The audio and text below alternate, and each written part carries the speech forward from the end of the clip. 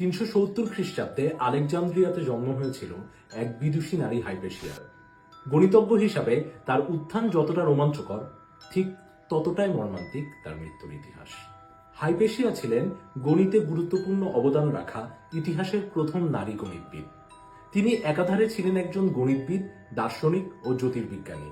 দর্শনের নিওপ্লেটোনিজমে তার অসাধারণ পাণ্ডিত্য দেখে আলেকজান্দ্রিয়া বিশ্ববিদ্যালয় তাকে নিওপ্লেটোনিক স্কুলের প্রধান হিসেবে নিযুক্ত করে। দুর্ভাগ্যজনকভাবে এই বিদুষী নারীর মৃত্যু হয়েছিল অত্যন্ত মর্মান্তিকভাবে।